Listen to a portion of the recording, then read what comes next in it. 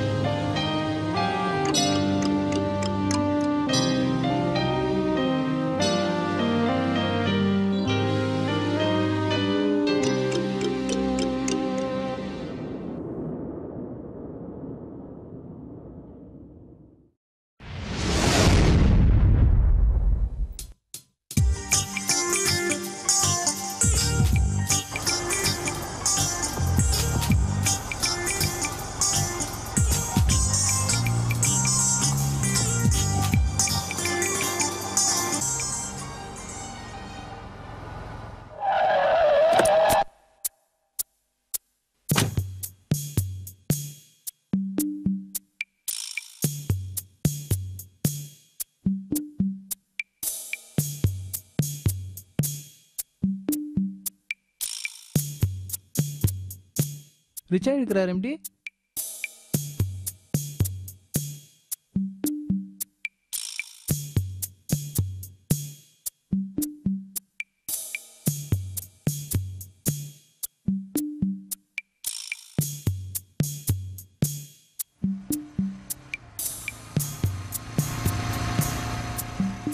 ரொம்ப நன்றியா. எனக்கு 76 வயசு ஆகுது. உங்களை மாதிரி உண்மையான மனுஷன் இது வரைக்கும் நான் பார்த்ததே இல்லையா. இன்னைக்கு தான் பார்க்குறேன். பெரியவரே, நான் உங்களுக்கு செய்தது ஒரு சின்ன உதவி தான். ஐயா, நீங்கள் செஞ்சது சின்ன உதவி இல்லை. இது வரைக்கும் இந்த பாலத்தில் எத்தனை தடவை போயிருக்கேன் வந்திருக்கேன், யாருமே ஒரு உதவி செஞ்சதில்லை. நீங்கள் தான் அந்த காரை விட்டு இறங்கி வந்து உதவி செஞ்சதை உங்களை தான் பார்த்துருக்கேன். இந்த வயசில் இவ்வளோ கஷ்டப்படுறீங்களே, பார்க்க மனசு சகிக்கல, மனசு கேட்கல, அதான் இறங்கி வந்தேன். ரொம்ப நன்றிங்கய்யா. நாம் கஷ்டப்படுறதே நமக்கு தான் ஐயா. காலில் செருப்பு இல்லாமல் கஷ்டப்படுறீங்களே, இந்தாங்க பணம் வச்சுக்கோங்க. பரவாயில்ல, பிடிங்க ஐயா. உங்கள் பையன் போல இந்த காசு கொடுத்தா வாங்க மாட்டீங்களா? உங்கள் மகனா நினச்சிக்கோங்க. மகராசனா இருக்கணும். சரி, நான் வரேங்கய்யா.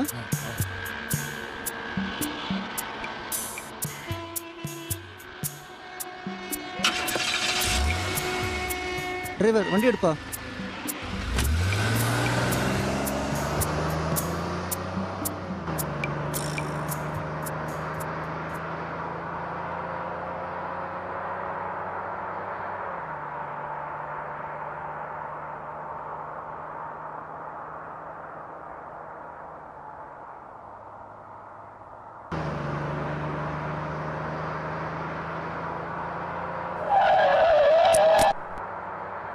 டிரைவர், என்னாச்சுப்பா?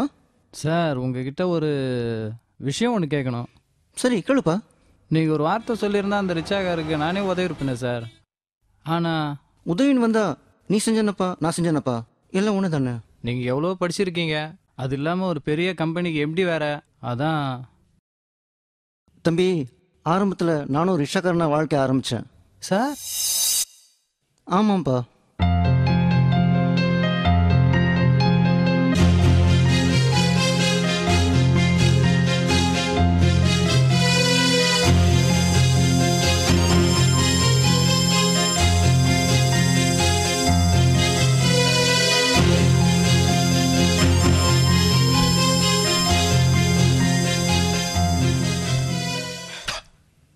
அண்ணே, பையன் போயிடுச்சுண்ணே.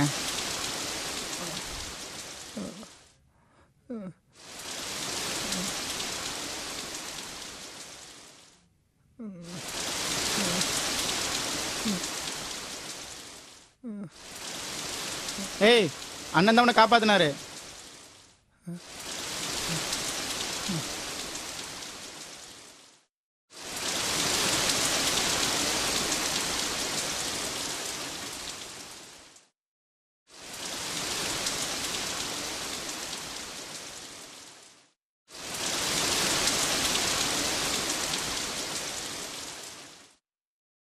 ஏன்டா சாவை பார்த்த?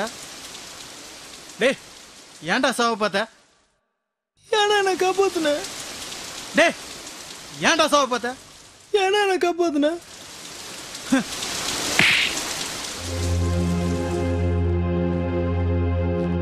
ஏன்னா இந்த உலகத்துல வாழணும்? நான் இந்த உலகத்துக்கு பாரமா தானே இருக்கேன். அதுக்கு இந்த உலகத்துல வாழ பயமா இருக்குன்னு. டேய் கடலை பாடுறா. வெளியிருந்து பார்த்தா இது பார்க்க பயமாத்தான் இருக்கும். ஆனா நீச்சல் தெரிஞ்சவன் எங்க வேணா போய் பிழைச்சிக்கலாம். அது போலதான் இந்த வாழ்க்கை வெளியிருந்து பார்த்தா பயமாத்தான் இருக்கும். ஆனா நம்பிக்கைன்னு ஒண்ணு இருந்தா எங்க வேணா போய் பிழைக்கலாம்டா. டேய் தன்னம்பிக்கை இருந்தா இந்த உலகம் கையிலடா.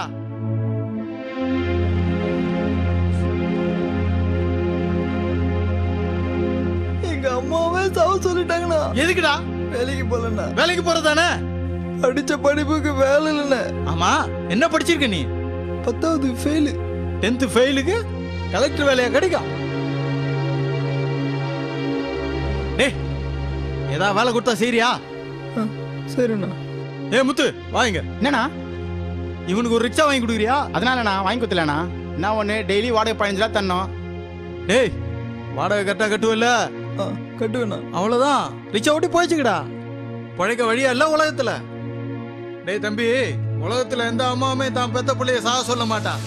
ஏதோ நீ வேலைக்கு போல உன்னால எந்த பிரயோஜனமும் இல்லைன்ற விரக்தியில சொல்லியிருப்பா. அதை போய் பெருசா எடுத்துக்கிட்டு சாக வந்துட்டிய. வைத்தியக்கார போயடா நீ. இந்த வேலை செஞ்சுக்கிட்டே படிச்சு பெரிய ஆளா வாடா. வாழ பிறந்துட்டு இப்படி கோழத்தனமா முடிவெடுக்காதீங்கடா. அந்த மாதிரி சின்ன பசங்க நினைச்சா எதையும் சாதிக்கலாம்டா. மன்னிச்சிருங்கண்ணா. அன்னைக்கு தான் தெரிஞ்சது நான் எவ்வளோ பெரிய முட்டாள்தனை செய்தேன்னு. அன்னைக்கு இந்த உலகத்தை நினைச்சேன், பயந்தேன் எப்படி இந்த உலகத்தில் வாழ போகிறோம்னு. ஆனால் இன்னைக்கு நான் 1000 பேருக்கு எம்டி. சார் என்னப்பா தம்பி, ஏன்பா அழுவுற? இன்னைக்கு காலையில தான் சார். அன்புள்ள அம்மாவுக்கு உங்கள் அன்பு மகன் சிவா எழுதுவது. எவ்வளோ கடன் வாங்கி கஷ்டப்பட்டு என்னை நல்லா படிக்க வச்சிங்க. ஆனால் நான் வாங்குற சம்பளத்தை வச்சு கடன் அடைக்க முடியாது.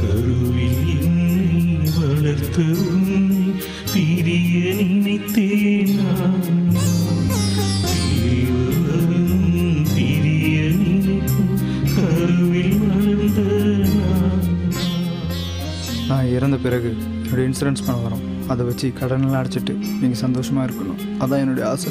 அடுத்த ஜென்மம்னு ஒன்று இருந்தால் அதுலேயும் நானே உங்களுக்கு மகனாக பிறக்கணும். அதுலேயாவது வசதியாக சந்தோஷமாக இருக்கணும். நான் இப்போ வேலைக்கு போகிறேன்னு நீங்கள் நினைப்பீங்க, சரிதான். ஆனால் நான் திரும்பி வர மாட்டேமா. நான் போகிறேன். இப்படிக்கு உங்கள் அன்பு மகன் சிவா. எம்ஏல ஃபஸ்ட் கிளாஸில் பாஸ் பண்ணியிருக்கேன். படிப்புக்கேற்ற வேலை கிடைக்கும்னு நானும் தேடி பார்த்துட்டேன். வீட்டில் ரொம்ப கஷ்டம். அதனால தான் சாகலான்ட்டு முடிவு பண்ணிட்டேன் சார். எப்போ உங்கள் கதையை கேட்டணும், இனிமேல் நான் சாக மாட்டேன் சார். ஜெயிச்சு காட்டுவேன் சார். நீ எம்ஏ படிச்சிருக்கியா? ஆமாங்க சார். அப்போது உன் படிப்புக்கேற்ற வேலை உனக்கு கிடைச்சிருச்சு சார்? ஆமாப்பா, நீ நாளையிலேருந்து நம்ம ஆஃபீஸில் ஜாயின் பண்ணிக்கோ. ரொம்ப சந்தோஷம் சார். சார் ரொம்ப நன்றிங்க சார். நேற்று லேட்டாகி போயிடுச்சுன்ட்டு நம்ம ஆஃபீஸ்காரை நான் வீட்டுக்கு எடுத்துகிட்டு போயிட்டேன் சார். நல்ல வேலையை இன்னைக்கு காலையில் அதை விடும்போது தான் உங்கள் கதையை கேட்கக்கூடிய சந்தர்ப்பம் கிடைச்சது சார். ரொம்ப சந்தோஷம் சார். இனி உன் வாழ்க்கையில் நீ சந்தோஷத்தை மட்டும்தான் பார்ப்பேன். சரி, நம்ம கிளம்பலாமா? கடலை பார்த்தா எல்லாருக்கும் பயந்தான். ஆனால் நீச்சல் தெரிஞ்சால் கடலுக்குள்ளே எங்கே வேணால் போயிட்டு வரலாம். அதுபோல தான் தன்னம்பிக்கை இருந்தால் இந்த உலகத்தில் எதையும் சாதிக்கலாம். நிச்சயம் இந்த உலகம் உங்கள் கையில்.